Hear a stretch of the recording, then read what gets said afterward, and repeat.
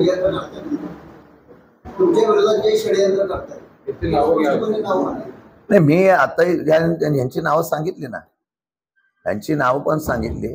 बघा, शेवटी प्रशासनावर कोणी असो, ज्या सरकार असतं त्या सरकारमध्ये असणाऱ्या लोकांनी प्रशासनावर किती दबाव आणायचा. आता या सातारा जिल्ह्यामध्ये आमदार सर्वांना जर असं वाटत असेल की आम्ही फार मोठे आहोत, कलेक्टर पासून SP पासून जिल्ह्यामध्ये सगळ्या अधिकाऱ्यांवर काय काय कशा पद्धतीने चाललंय तसाच अधिकाराचा उपयोग होतोय सगळीकडे, आणि हे दुर्दैव आहे.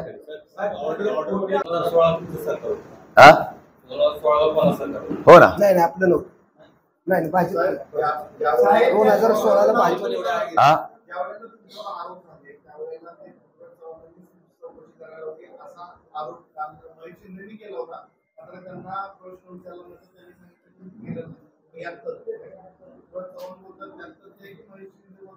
नाही. याच्यात तुम्हाला सांगतो का, असं आहे की आत्ताच्या घडीला आरोप करून गैरसमज पसरून देण्याचा नवीन खूळ असतं.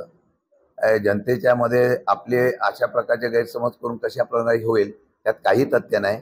मी मगाशी सांगितलंय, मी कागदपत्र दिलेले आहेत, त्या आता देतो तुम्हाला. त्यामध्ये एका अधिकाऱ्यांनी मागणी केल्यानंतर त्याच्यावर चौकशी समिती नेमावी आम्ही मागणी केली, राज्य सरकारने ती ऍक्सेप्ट केली.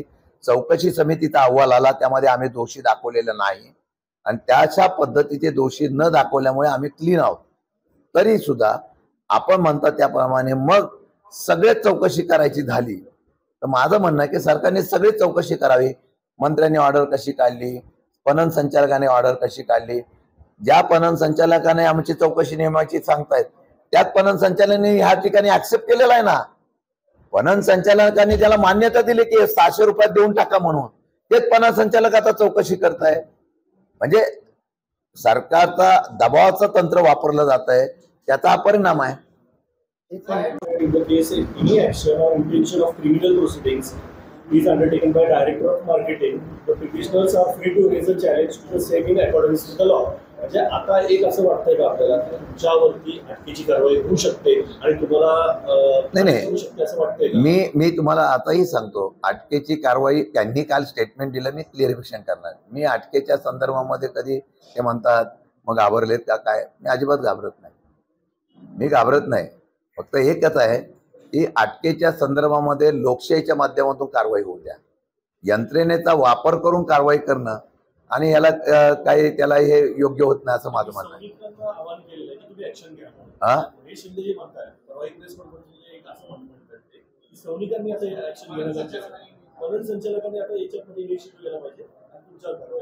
नाही, सौनिकांनी जो रिपोर्ट दिलेला आहे त्या रिपोर्टमध्ये त्यांनी सांगितलेलं आहे की संचालक मंडळ याच्यात दोषी नाही. तुम्ही रिपोर्ट अर्धा वाचताय. सौनिकच्या रिपोर्टमध्ये सौनिकने सांगितलेलं आहे की याच्यामध्ये संचालक मंडळाचा अजिबात दोष नाही. फक्त त्यांनी सूचना अशी केलेली आहे की यामध्ये त्यांचे पैसे रेडी रेकनरपणाने घ्यावे आणि व्यापाऱ्यांकडून वसूल करावे. आम्ही FSI पण वाटप केलेला नाही. FSI बाजार समितीच्या ताब्यात आहे आणि त्यांनी सांगितलं की याच्यात दोषी कोण आहे याची चौकशी करावी. मग अधिकारी आहेत, कर्मचारी आहेत का, कोण आहे का, XY आहे का, Y आहे का, नाही ना. एक गोष्ट सांगू तुम्हाला, तुम्ही माझ्यावर गुन्हा दाखल करायचा असेल समजा, यांच्यावर गुन्हा दाखल करायचा असेल समजा, पण त्याच्या दोषारोप तर टाकला पाहिजे ना. दोषी कोण आहे तोपर्यंत अजून सिद्ध होत नाही असंच सांगणार का? नाही, आंबेकरांवर जाऊन गुन्हा दाखल करा, ते होऊ नये, आमचं तेवढंच म्हणणं आहे. एक गोष्ट सांगतो, तुमच्यावर हे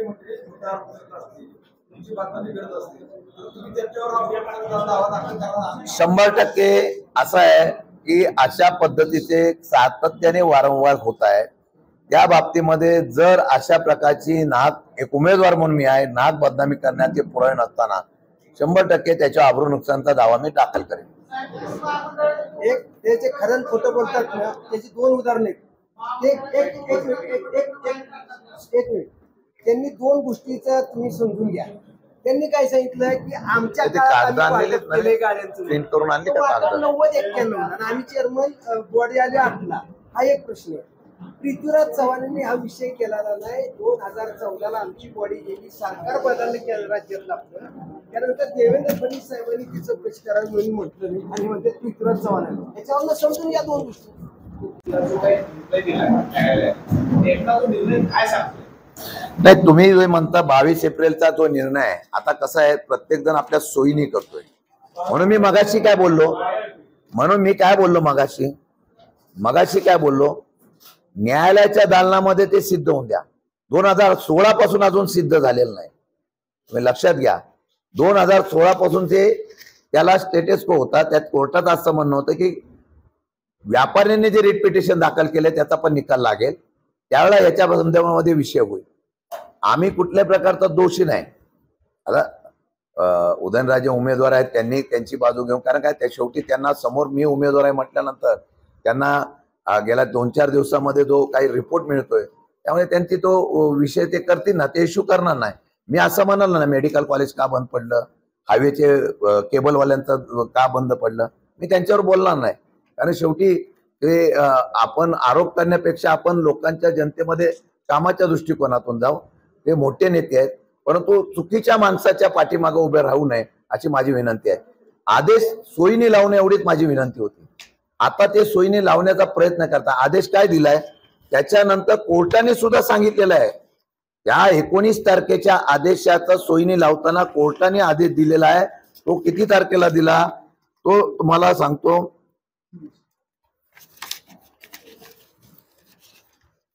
ही जजमेंट आहे कोर्टाची 12 एप्रिलची. त्या 12 एप्रिलच्या जजमेंटमध्ये कोर्टाने स्पष्ट सांगितलं की आम्ही कोणावर कारवाई करा असं सांगितलेलं नाही. आम्ही कारवाई करा असं सांगितलं नाही, तुम्ही चुकीचा अर्थ लावताय. आणि तशा प्रकारचा पूर्वीच्या आदेशावर यांनी ज्याप्रमाणे जगलरी केली, ती जगलरी कारवाई करण्यासाठी होती, राजकीय कारवाई करण्यासाठी होती. मी आजही तुमच्या पत्रकारांच्या समोर सांगतो, अगदी स्मरण परमेश्वरा समोर सांगतो, त्याच्यामध्ये कुठल्याही प्रकारचा 1 रुपयाचा भ्रष्टाचार केलेला नाही. तरी सुद्धा समोर जायची तयारी ठेवली पाहिजे. पण राजकीय अधिकाराचा वापर जो सध्या होतो त्याचा न होता एक तर न्यायालयामध्ये होऊन द्या किंवा जनतेच्या न्यायालयात होऊन द्या, त्यामध्ये जे काय होईल त्याला निश्चितपणाने समोर जायची तयारी आपली आहे. पण अधिकाराचा उपयोग करून तुम्ही गुन्हे दाखल करा, यांना आतच ठेवा, ही लोकशाही होऊ नये अशी माझी प्रामाणिक इच्छा आहे. आणि मी प्रामाणिकपणाने सांगतोय की ह्यामध्ये तुम्ही सर्व पत्रकार येत असतील किंवा उदयनराजे म्हणतात गांधी मैदानापेक्षा, मी उदयनराजेंना आणि तुम्हाला सर्वांना बरोबर घेऊन तो व्यापाऱ्यामध्ये जाऊ आणि सगळ्यांच्या समोर जाऊ. मार्केटमध्ये जिथं घडली घटना ना तिथे जाऊया. त्या घटनेमध्ये जर त्या लोकांनी सांगितलं ना की नाही ह्याच्यामध्ये असं झालं, तर मी पाहिजे ते हरेन.